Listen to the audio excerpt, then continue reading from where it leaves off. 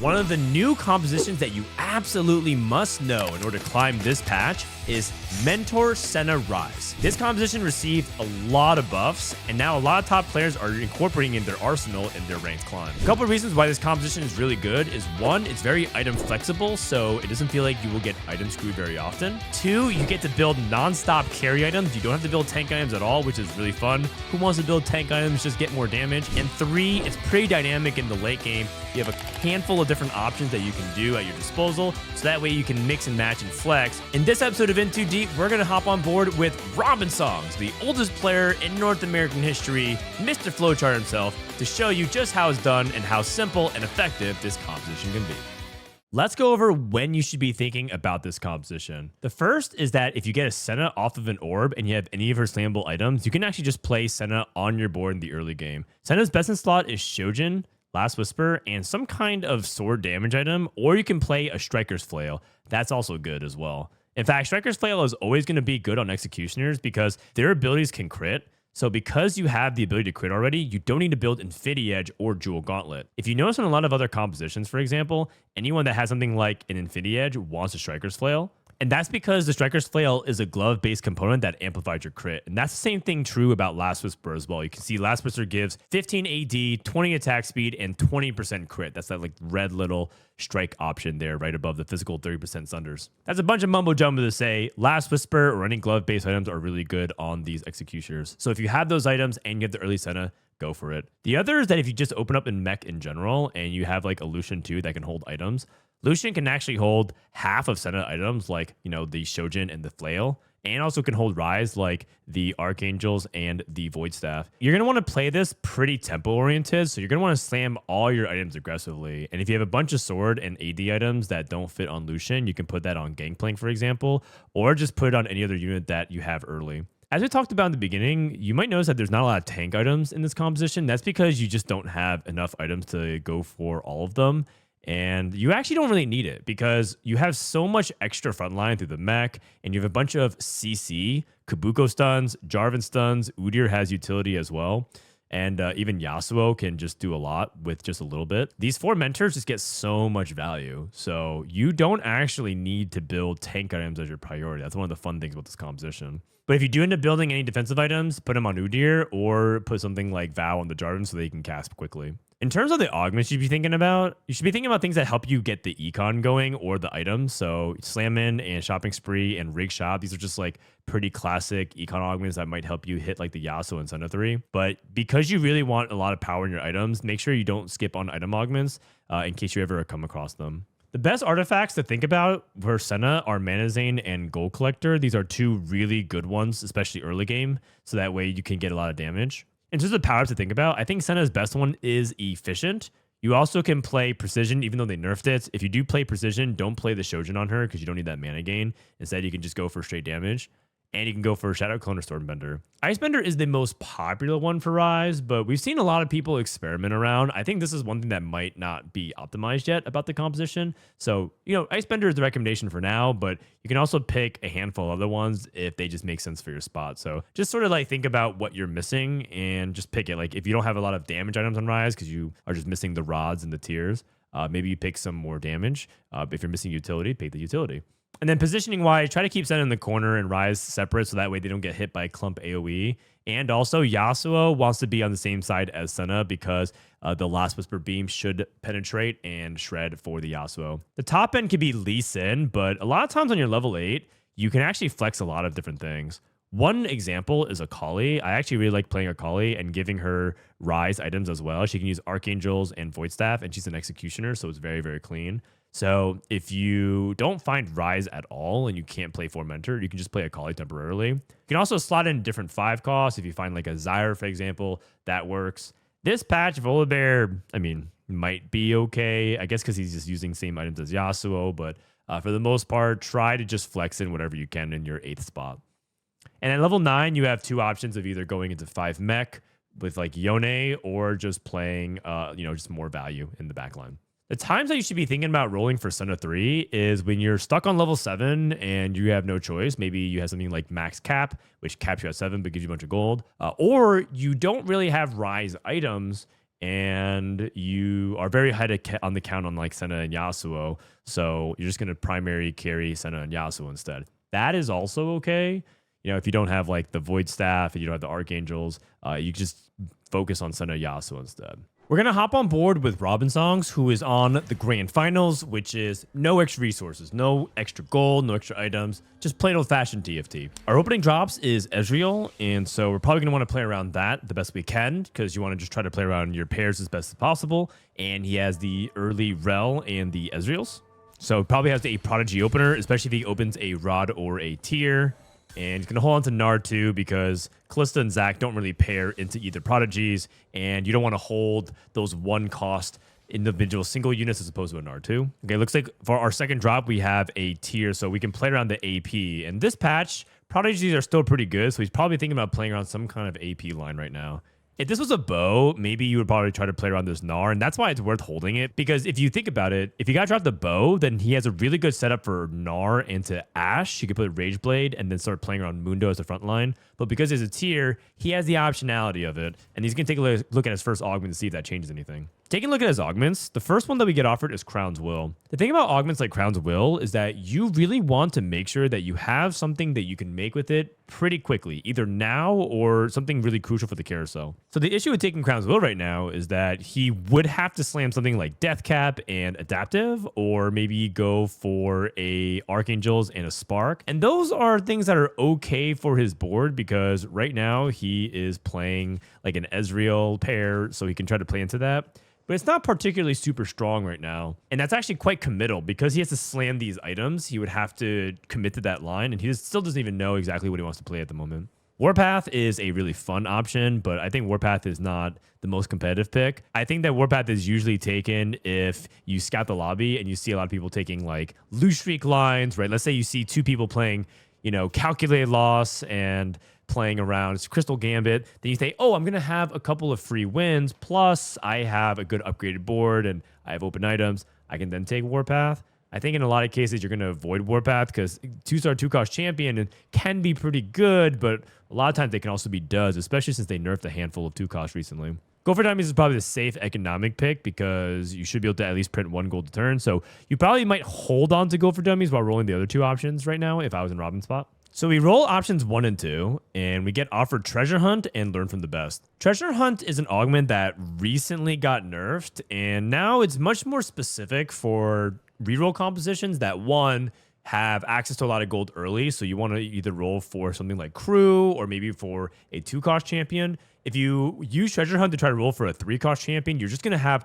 such a delayed payoff for Treasure Hunt that it's going to be a little bit too slow. So for the purposes of playing this composition, it's a little bit too delayed of a payoff. Learn from the Best is a really interesting one. At first glance, you might be thinking, oh, we're playing Mentors. This is a Mentor augment. Maybe we should click it. But when you look at it a little bit closer, Learn from the Best is supposed to be something that is for a 3-star of something that isn't a Mentor. So when you star up a champion and you're playing, you know, Yasuo on your board or on your bench, you're going to get the Yasuo bonus, but only about half of that. And Yasuo gives, you know, 80 in AP. Udyr gives some attack speed. You're going to get only 50% of that bonus every time you star up. So you actually have to 3-star something pretty quickly for it to actually pay off. And so because we're not going to be re-rolling another non-mentor unit that quickly, this is going to be something that isn't really worthwhile to play around at the moment. So I think I would try to favor gold for dummies here, just so we can get econ going. And it's not the best econ augment, especially since we don't have like a 2-star upgrade, but it's better than nothing at the moment. All right, let's do a quick scout and see what other people are playing that they're contesting us. So we have Deadlier Caps with the Gunblade Slam. That's probably going to be into Prodigies. This person is going to be taking an Artifact. Seems like they've chosen Wit's End, and they are going to be trying to play around some kind of either like Kog'Maw or maybe a Kali. Wit's End's pretty specific, so kind of a weird item to pick for. This person took 2-Trick and is playing Tempo with Nasher Slam. That's heavily indicating around Star Guardians because they have Isaiah 2. It looks like Nick is playing around Katarina and too much value, so he's going to try to play around over 9,000. This did get nerfed this patch, but it's still good. Yes, you get less mana regen, but you can still see over 9,000 still gets the mana regen, which is one of the most powerful traits that you can get for that power-up. This person is open. They're playing Sorcerer or Duelist with a bow. That probably means they're going to play Ashe. This person is Gold Destiny into Healing Orbs, and that is fan service, maybe thinking about Xayah.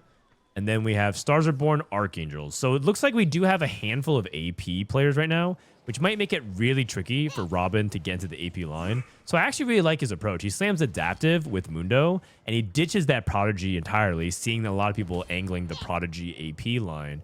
And instead, he plays around his best board, which is slamming a frontline tank unit, so that way his gold for dummies can farm multiple gold.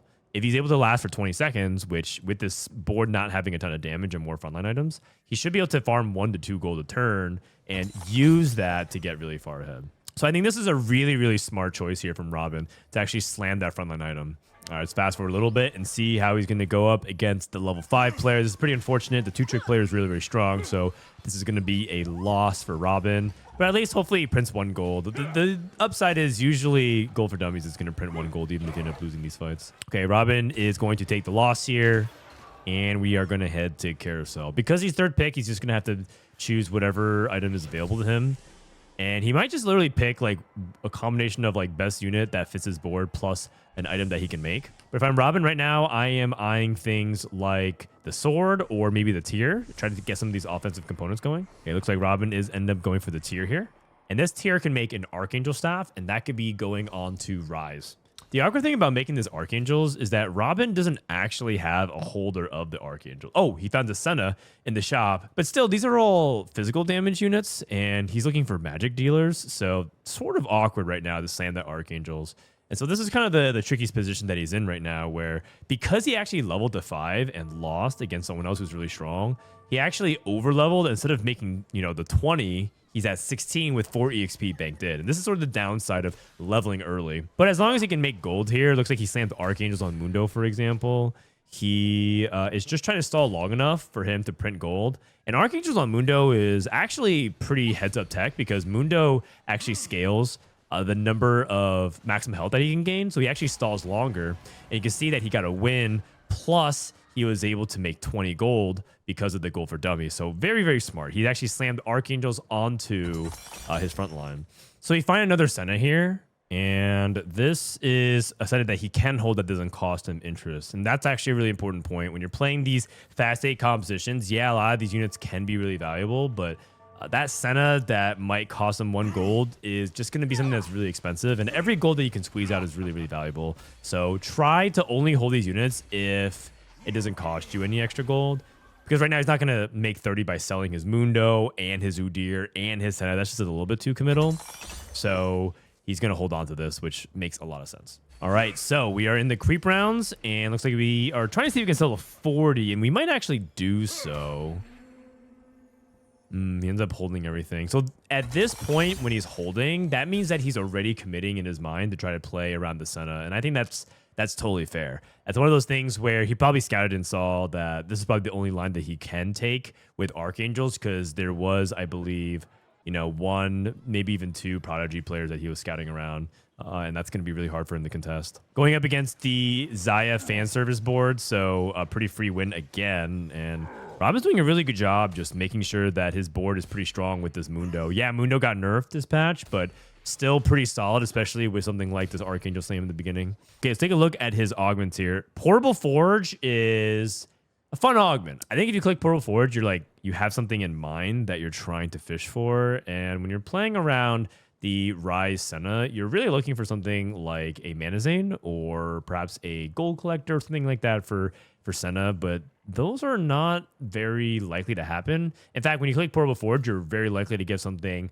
very awkward and hard to use. You know, look at Clear, for example, who took Portable Forge, and then he got like really bad options across the board. That's like something that you want to avoid if possible, because he already has his direction. Imagine if he took Portable Forge and it gave him like an assassin item, like something to teleport to the back line. That is completely different direction than what he's already committed towards. And that'd be a huge pivot that I don't think he can afford to, given his current resources and items distribution. So I think Portable Forge is very risky. You could justify doing it if it was his best option, if he had things that just don't make sense, right? So option 2, this doesn't make sense. Luchadors, get attack speed, all stuff. We're not even playing Luchadors. We're not even trying to. Luchadors are mainly like a physical damage trait. If you look at it, 15 AD, a bunch of healing. We have Archangel Slam to get a bunch of ability power. So not a really compatible trait. So if Portable Forge was the best option amongst like 2 other options like this, then I can make sense of it. But right now, I don't think we need to. Mace's Will is okay because that actually can start playing towards Senna items. It can make a Striker Slail, for example, or a Last Whisper. And in this composition, you kind of actually want to have a small amount of gloves to use. It's interesting because Executioners also don't mind even just getting things like Infinity Edge and the Jewel Gauntlet, even though they already can crit. It's a little bit less efficient, but it's fine if you get extra gloves. This is sort of an exception because in a lot of other situations, if you already have the ability to crit, you don't really want to make Infinity Edge, but he wouldn't be making that. He'd be making the glove and taking the Striker's Flail, which is one of the good items to make.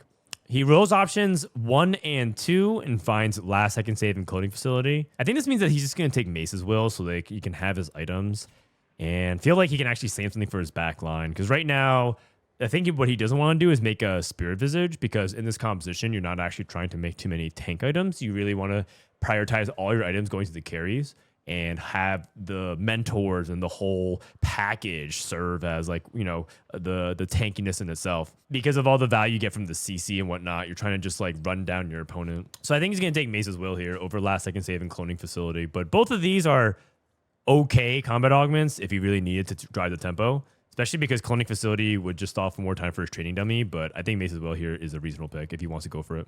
Aha, it makes a Mundo 2. That is really, really nice. And to top it all off, the tier that's left over to play for on Carousel can make either a Spear of Shojin or even a Void Staff. And we talked about this at the beginning, but you pretty much just slam whatever items you can to try and drive as much tempo as possible, because that is one of the strengths of the composition. You can slam a bunch of different items and you should be good to go. Okay, it looks like he ends up getting overwhelmed. His opponent has a Rakan 2, which is actually kind of crazy if you look at it.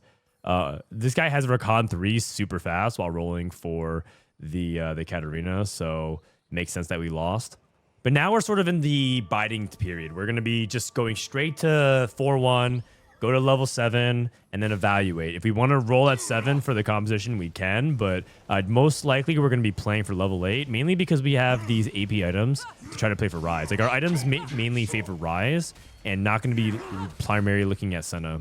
I will say that it'll be interesting to see what he picks off Carousel, because he has Adaptive Helm, Archangel Staff, and the Striker's Flail. So those are theoretically 3 items you could put on Ryze. But if he's trying to like angle for Ryze directly as his main carry, he's probably going to go for a Void Staff immediately if he can. So probably thinking about Bow first and then Sword second, but we'll see. There is a Ryze on Carousel, but he is 3rd pick, so I'm not sure if he's going to be able to get that. Looks like that Ryze was barely swiped away, and he's going to have to take that sword because that's the only thing good left for him to pick. Unfortunate that he got ratted on. Getting Ryze off Carousel there is really important for this composition because of how much it unlocks for everything else. If you have Ryze, you should be able to get 4 Mentor online a good portion of the time. In this case, he'll be missing Yasuo, but Yasuo is far easier to find than Ryze. So it's almost always worth it to pick Ryze off of Carousel there if he has any component that is worth playing around. Okay, let's fast forward a little bit and skip the rest of this stage, because essentially what he's just doing is biding his time. He leveled to 7 here. If you can make 30 gold and level to 7 here, it's not that big of a deal, especially if you have an econ augment, because it just keeps you stronger and you still econ up to 50 pretty quickly. He gets a second power-up choice. He went for standalone on Mundo. Actually, kind of brushed by it, but it makes sense to power up a unit that's tanking for the dummy. So that was something that I should have talked about earlier. Now he's putting this on Gnar and thinking about just anything that gives the most amount of damage. So he's going for Spirit Sword. You could have justified anything. Could have also taken, the attack expert just to get a little bit more damage. Doesn't really matter. He's only renting it for a turn or two. So just take whatever is the strongest here. All right, taking a look at his last fight of this entire stage, and that is going to be against the Star Guardian player. They have the ramp advantage over us with Rageblade and Nashers over us, so we don't win this fight. But again, we're just trying to print 1-2 gold per fight, and looks like that's what we did. I think if we, got about 1.5 to 2 gold per fight, there's been 10 fights so far. I would probably say somewhere between 15 to 18 gold. That's pretty reasonable, I'd say. That's probably around the baseline average of what you would hope for something like Raining Gold as an econ augment. So reasonable, and you get a target dummy, which is nothing to shake your fist at, because this trading dummy could be used for a bunch of different things in the future.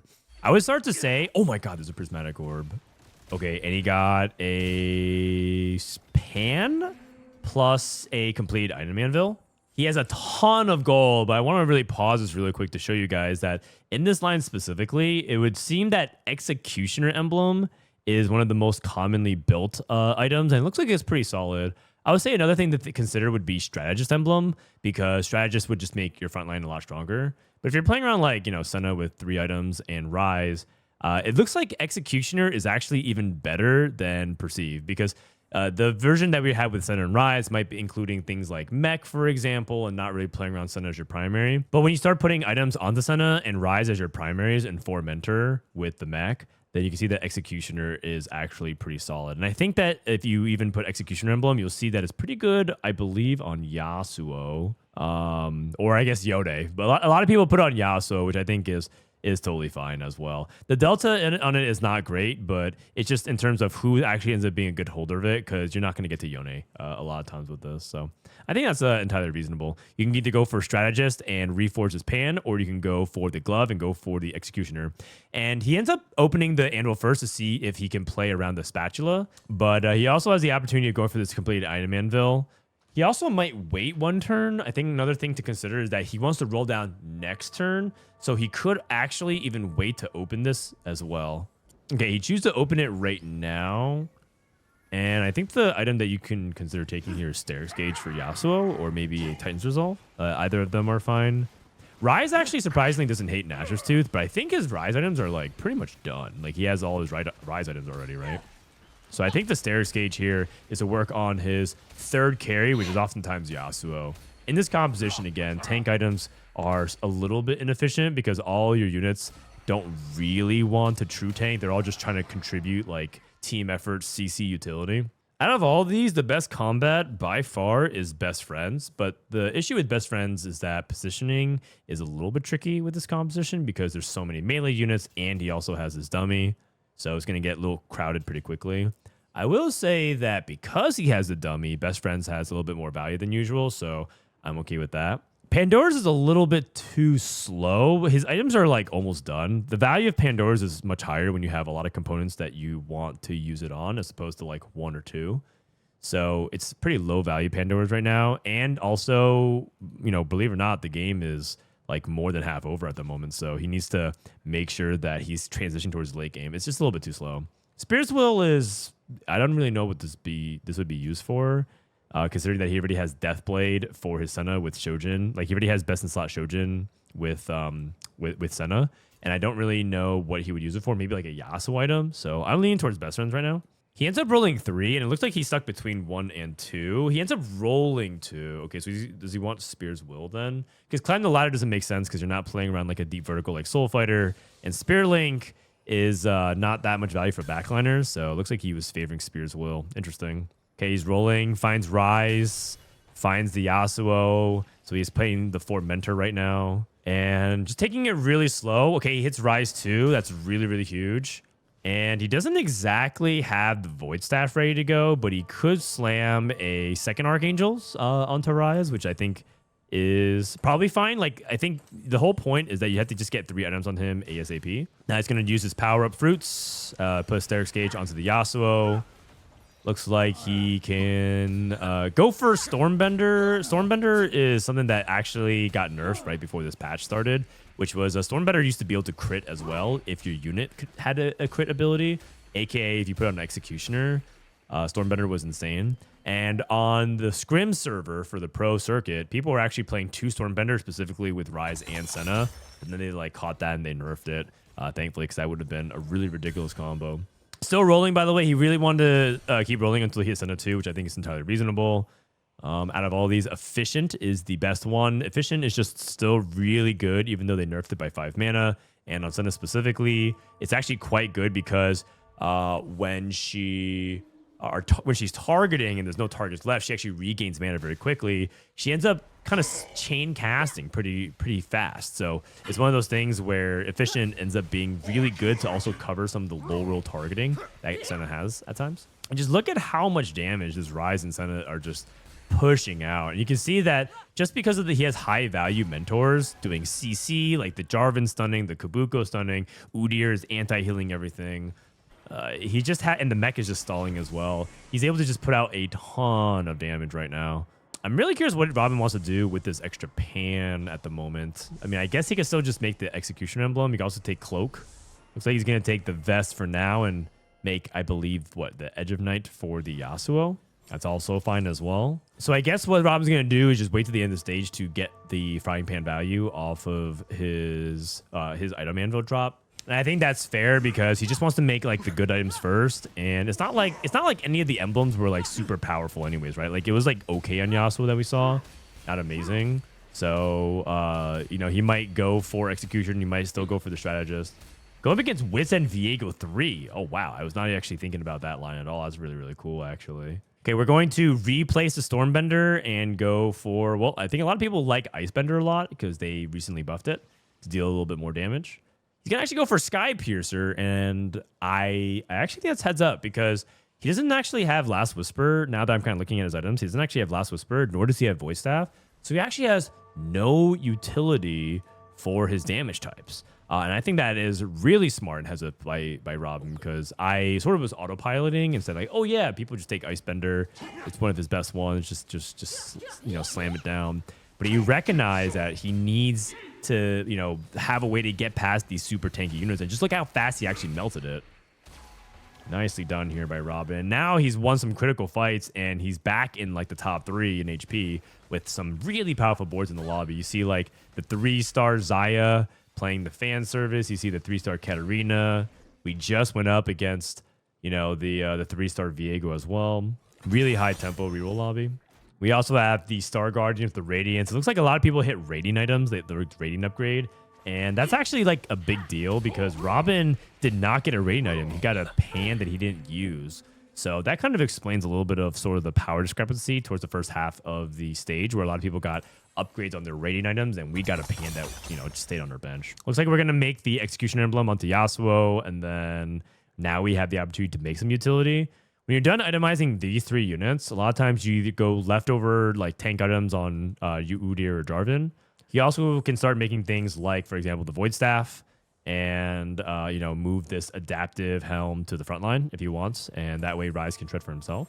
Okay, instead he's going to make a Void Staff and keep the Sky Piercer and put that onto the Zyra. And I think that's also okay. I do think that's a little bit inefficient because he has Sky Piercer already. But I think that's fine for now because the Sky Piercer still is sundering for the Senna. Sky Piercer affects both Shred and Sunder, so both the physical and the magic damage. All right, looks like we hit the Jarvan 2, and we are pretty close to the end game here. He's going to remove his power-up and go for a different one onto Ryze. He has Keen Eye. Keen Eye, they did technically buff this a little bit, I believe. Oh, no, they buffed Bludgeoner, not Keen Eye, so not that big of a deal. But yeah, you can just like take a look and just see like it's not just one unit doing all the carrying. It's everyone pitching in, right? Just look at how, yeah, Ryze and Senna are doing damage, but Yasuo's damage plus Zyra kind of equivocates to another carry. Even Udyr is chipping in as well, just with his anti-heal. And that's pretty much just how this composition works. There's no individual superstar. All of them are really important role players. And I really like how Robin has kind of built a very well-balanced team that all kind of pitches in. Looks like we got Icebender, but he actually took it out because I guess he doesn't like Icebender very much personally and is going for Annihilation. I wonder if that's actually a power-up that a lot of people are getting baited by because I personally pick Icebender and I've seen a lot of other people take Icebender. Okay, gets another win. On Carousel here, the item I like the most is a Vow. I really like Vow for the Jarvan to cast faster. You can also go for a Last Whisper onto Senna, so that way he can get the Sunder. And then he actually can move something like the Deathblade off. Like, I guess the way you can chain it is the Striker's Flail goes off onto Senna, the Adaptive moves off, and then you could put the Striker's Flail onto the Ryze. And that way you get like the maximum item efficiency where like everyone is getting really good item value off of what's being played. And that's because Striker's Flail works really well with these Executioners. Executioners want more crit chance, and Striker's Flail is like a glove-based item, so it's really, really good. And then also he gets to move Adaptive to Zyra, which is completely fine. And I mean, we got to 9 pretty safely. Looks like we got to 9, and we had Janet for Strategist. Everything is looking very, very good here for Robin. And I think he played a very clean game. Once he got to like this end game state, looks like he's pretty much unstoppable. And this lobby was pretty cracked, right? It's got a bunch of reroll that all hit their rating items and their peak power. Or like people who just like were really high in tempo early. And Robin's going to cruise to a victory here. It looks like no one can really stop him. Final item. Pretty much could be anything. It looks like he goes blue buff, rolls for Zyra 2. He ended up playing another Executioner, by the way, just to get a little bit more Executioner damage value, kind of like we were talking about. Executioners wants more crits. A lot of times the last unit is Lee Sin, so you could have taken an item for Lee Sin, but shouldn't really matter that much. I think Robin is just so far ahead, and this should be the last fight of the game. I believe, actually. Wait, hold on. Yumi's actually doing a ton of damage. Okay, Robin actually ends up losing this fight. I kind of thought he was going to cruise to a victory here and win streak for the rest. But he doesn't have his Senna 3, Yasuo 3. He actually was holding on to extra copies of it while rolling on 9. Looks like he has found Lee Sin. He's going to play Lee Sin as the Executioner. And I believe this should be the final fight. He's going to remove his power one more time. And he went for Keen Eye. It's fine. He also moved his Yasuo towards the center, and he got the blue buff onto the Jarvan here. And Jarvan wants to cast into this back line. I think if he wins this fight, it's because this Jarvan's going to cast onto the Yuumi, locks it down with the Malzahar. If you are a pun on your opposite side, you need to separate your backline carries like that, because getting caught by the Jarvan can be game losing. And that is it. That is going to be the game. Robinsongz walks on his opponent. And that is a very nice, clean Senna Ryze game. So as you can see, this competition is pretty dynamic. You actually have a lot of options to either fill out your top end or also different approaches on whether or not you want to roll for Senna 3, who you want to itemize as your trio carry, some of the different emblems that you can make, and the different power-ups that you can use. I think that was a really good game showcasing just basic stuff. It wasn't anything particularly super flashy, just good old solid TFT, which is exactly what Robin's known for. So definitely give this composition a try. It's going to be pretty important composition to learn how to play, especially if you have some of these items like the Archangels and the Last Whisper Shojin starts. So that way you don't feel like you're just pigeonholed into playing the 4 cost comps that we already know. It's a pretty solid composition, so give it a try and let me know how it goes for you. All right, that does it for this video. Thanks for watching. See you guys next time. Peace.